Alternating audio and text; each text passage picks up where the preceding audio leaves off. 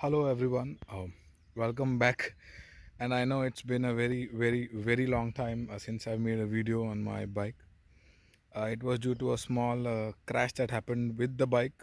Fortunately, I was not on the bike. My bike was parked, and someone basically, smashed my bike and fled the scene. So if that person's watching this video, I have two words for you: figure it out.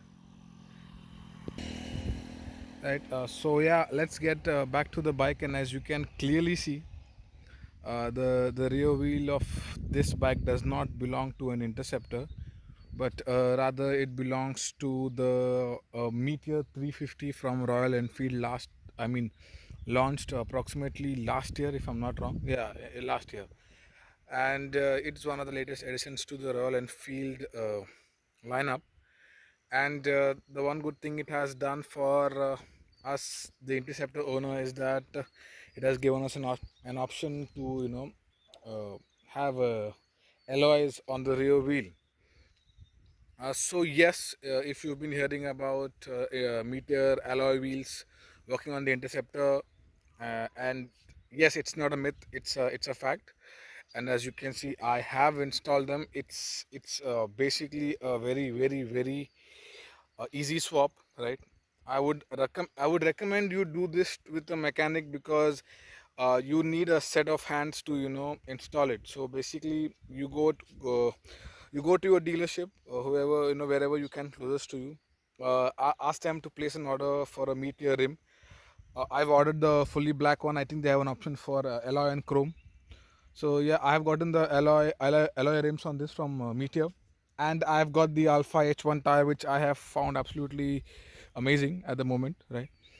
And this cost would be around 6,500 for the rim, or 6,000. I just don't remember, and the tire is around 600 rupees as well, and you can get 4,000 rupees off on Amazon if you choose to use that method of purchase, right? And as you can see, the rear looks brilliant. I've never seen a booty so amazing on an Interceptor. And plus, along with the shoddy exhaust that I have for power, it actually complements the wheel and the tire really well. So yeah, getting back to the topic and talking to you about the details of the rear wheel swap. So I did it myself with the help of a few local boys in my neighborhood. So it was a very simple job, but more you can say that a simple job that required a lot of hands. So yeah, basically you'll have to remove this nut, right, and loosen this nut here, as well as this nut, right, like loosen it completely, and then you have to tap this one out so the rear wheel of the rim that you have comes out, right? And so what, once that is out, you'd have to swap the disc plate and the ABS plate from the rear Interceptor rim, and then you'd have to ensure no you remove this sprocket from the rear rim of the Interceptor, and there would be a few rubbers or gaskets in the older wheel that you'd have to put them here. So it's basically a very simple job to do, right? But here's where the difficult part comes in. So once you remove out the rear wheel, there are two bushes, or spaces that we call, that are present on this side of the wheel, and one is present on this side of the wheel, right?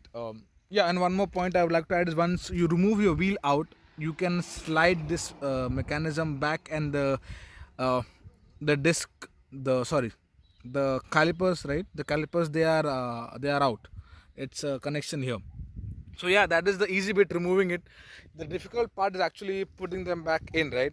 So this spacer easily fits into the bike, and without any hassle. But once you switch the washer here, right, so putting it back on top is a task. That's why I said, if you have the option to going to a mechanic, do it yourself. Not like I didn't, but I didn't want to do it.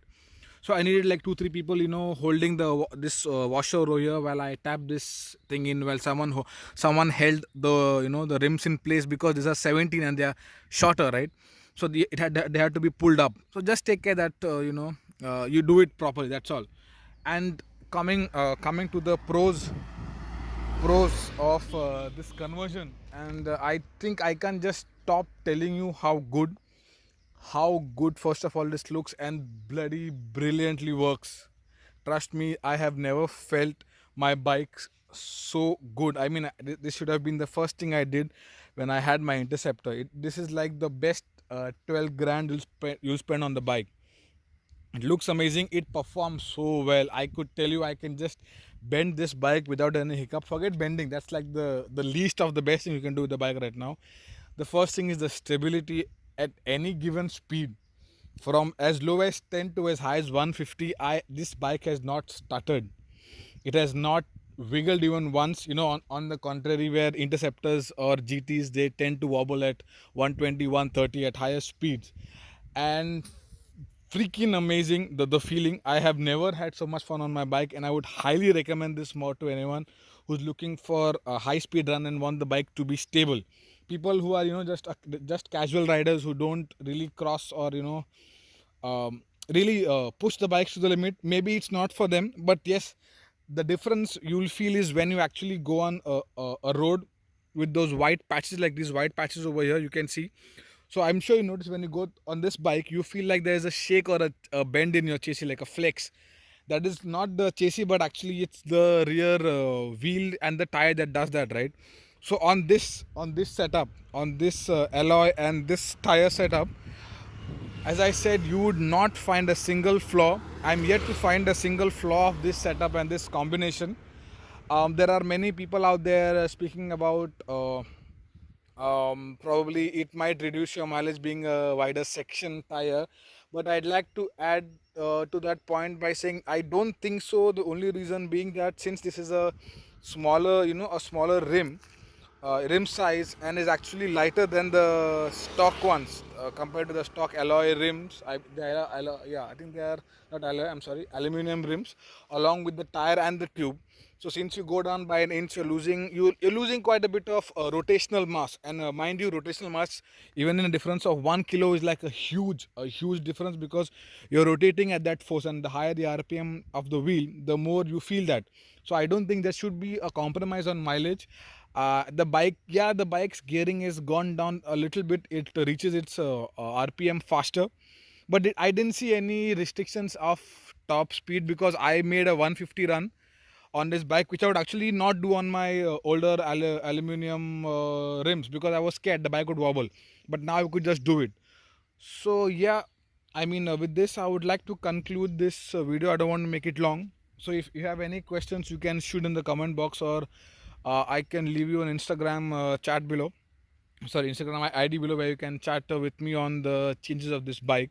And yeah, thank you for watching this video. You have a great day.